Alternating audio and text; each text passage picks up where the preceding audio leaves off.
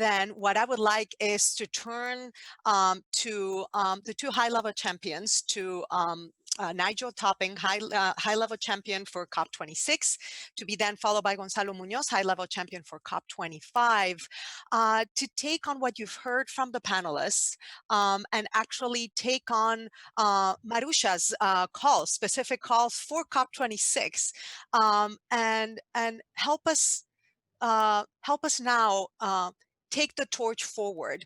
What have you heard?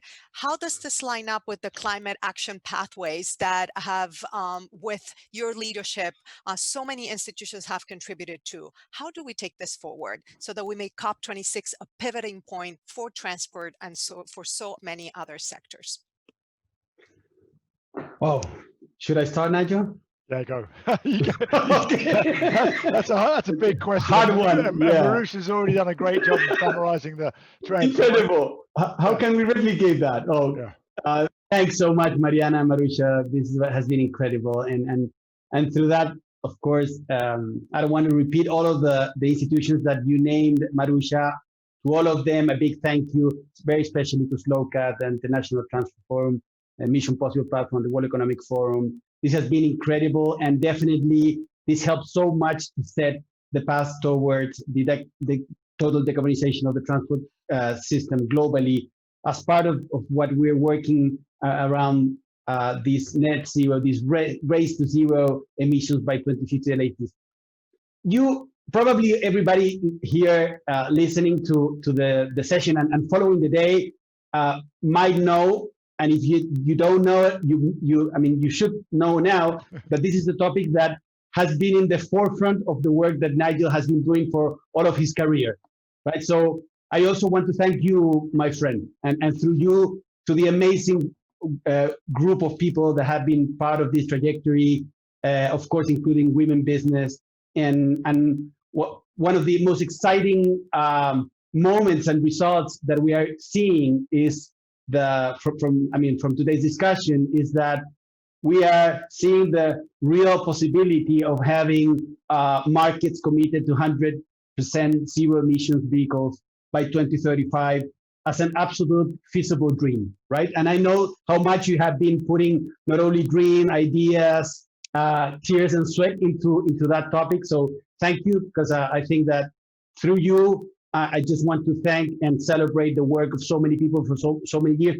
And this is so important because it marks the end of the internal combustion engine with all what that means, right? It's not just about one technology. It's about how much of that will allow us to progress in so many other ways into the total decarbonization of our society, right? And we have heard today on how much of this is being driven also through civil society. We have heard from car manufacturers, fleet owners, policymakers. I think that probably for all of us listening from a politician like Governor from California, speaking about the 2035 phase out of fossil fuel in cars and vans, is definitely something that it's not only about California, it's not about the US, it's about how much of that is setting again the tone of this race, of this potential positive competition of other markets like the UK, China, or some other cities and regions around the world, also trying to surpass that trajectory. And that's what it's all about. I mean, we are now in a positive race of the best potential expression of competition, right? So in that sense, we've heard also, and speaking about the achievements of EV100, we've seen new additions to EV100 today, Wilmot Dixon joining, and that again, and as expressions of how much of this is gaining momentum. I personally was also very well, I was celebrating the launch of the Getting to Zero Coalition Blueprint for large-scale system demonstration project in shipping. As you know, like the decarbonization of the shipping and the maritime industry is critical for all countries, but very especially for countries like Chile, like mine, right, where we depend on global trading, and we just cannot rely on putting our let's say zero emission products into the docks. We need a system that will take those products fully decarbonized into the final markets. So I'm really excited of having heard so many, not only members of the Getting to Zero coalition, but also the number of freight purchasers that are also signing up to race to zero. I'm also very excited of the possibility of so many financial systems aligning with all of this. So what do you think about all of this? What represents for the transport sector globally? Well, I want to come back to Mariana's question about the road to COP, because I think first of all, I want to echo the thanks to everybody, but also, you know, remember we called these the Race to Zero dialogues, and okay, we've been banging on about the Race to Zero since we launched it in June, and it is a race, and we need to get to zero.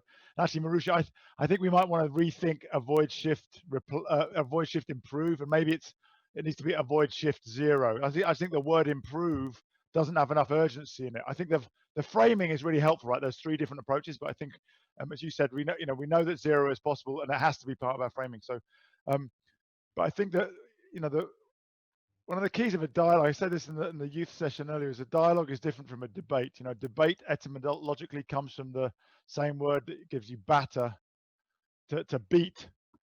Debate is a confrontation. It's my idea is better than yours. I'll tell you why. And we're taught to think like that and to argue like that. We're really serious about the need for dialogue. So dialogue is a space where you respectfully listen to others. You don't have to agree, right? You don't have to come out with one answer. You're allowed to disagree intelligently and respectfully. But so that space of listening is crucial, because we are talking about the you know, and Maruxa, you've described it beautifully. This is about radical collaboration. It's about supply side, demand side, city policymakers, national policymakers, investors, civil society, all coming together. So I think all of these dialogues are starting to illustrate that in a really live way, because we have, you know, the the EU and Uber and civil society and youth so that's life, right? It's not all politics or all civil society or all private sector. It's a messy mix, and so we need to get the messy mix in the room. And it's about technology, and it's about people. So it's about the end of the combustion engine, and it's about more active mobility. So, and it's always more nuanced. And I think also we're hearing this real sense of, I think, a growing self-belief, right? We talk about exponential change and S curves, and you know, engineers, policymakers, civil society are endlessly creative. You know, we have the power to imagine new worlds and then build them, and we're hearing that from all sectors now. And that's at the heart of the pathways that we're publishing with this amazing community of the Marrakesh partnership. So I want to come back to Gonzalo's question on shipping. Look, we see it now, all of those levers being activated. You know, we see shipping manufacturers committing to buying ammonia-ready ships only from 2025. We have this development pathway of getting to zero. We have growing commitments around the hydrogen infrastructure, so we can have the ammonia infrastructure. All those things are coming together. Same with aviation. You know, we're hearing about short-haul electric flights by 2030s. The One World Alliance. I spoke at the ICAO stocktake, and I was trying to be pushy and say, you guys have got to commit to net zero 2050 or you'll lose your license to operate. And then the CEO of the One World Alliance, 13 of the world's airlines, 12.4% of the world's flights, says, yeah, we're committed to net zero 2050. So I was like, oh, that's good. That's the fastest cause and effect of my rant ever. Like, so, you know, and we're now seeing this converge. This is the crucial bit, right? It's not just an end goal commitment. It's what are the concrete steps that we can converge around the next 5 years. So we're seeing this convergence around 2% sustainable aviation fuel by 2025, 10% by 2030. And when every airline, every airport, every fuel manufacturer, every buyer of air tickets and air freight commits to that pathway, then it de-risks it for everybody. The costs can get distributed and we can go much faster. So I'm really excited about the way this dialogue process is unlocking these pathways. And that's what we want to take to COP26 in Glasgow. Is the fruition of these pathways and these dialogues is a critical mass of every sector showing up in Glasgow, supply side, demand side, investors, policymakers, civil society saying, we're committed to getting to zero along this pathway. And if you're not on that pathway by the time we get to Glasgow, you've committed to losing. Whether it's a mayor, you're not going to get re-elected because all your citizens are going to see that other mayors are getting there, or a CEO, your shareholders are going to tell you, why are you behind the curve? So I think that's what we're trying to create together with all of you on the road to Glasgow. Gonzalo, I've gone totally off script. Follow that. Well, thank you. I'm going to take like one other aspect that you mentioned that we heard during the day, and was, I would say, the tone from the youth, and it's something that I think we have to celebrate, because many times the youth is perceived as they are like just confronting, and I think that what we saw today was a lesson on how to respectfully provoke and ask for more ambition, because they are not only part of the, I mean, they are running a high risk, but they are also willing to be part of those solutions. So I really think that it was a kind of expression of how much things are changing exponentially, and how much of the changes we're seeing during a critical year like this one, setting also this new tone. I have to recognize, like, learning from the youth on how to set the correct type of dialogue. Thank you. Yeah, and I think that one other element that I would like to bring to this wrap-up session is about what we heard in the last panel on the need of not only establishing intermodal system, integrating efficient public sector, electromobility, walking, cycling, and micromobility as one of the challenges that we're facing during this year, but also as how much of that has been part of the need of countries to design the way to build back better, and how much of that is totally related to how to plan our cities in a proper way, in a much better way. There have been so many changes, behavioral changes during this year, that all of that should be properly packed in this, let's say, months where we will be seeing the recovery plans. So that should be part of what we take directly to Glasgow.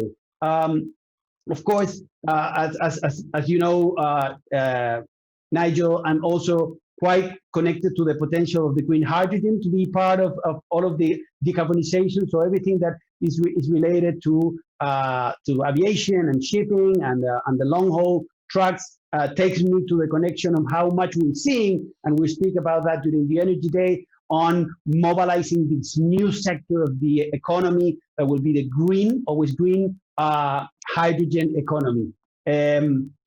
Back to you, my friend. I think that we have touched a lot of topics. And Mariana, I know you want to wrap up. Let me just say one word about tomorrow. I'm sorry, we're too excited. It's really inspiring. We've been really in listening mode. Wonderful.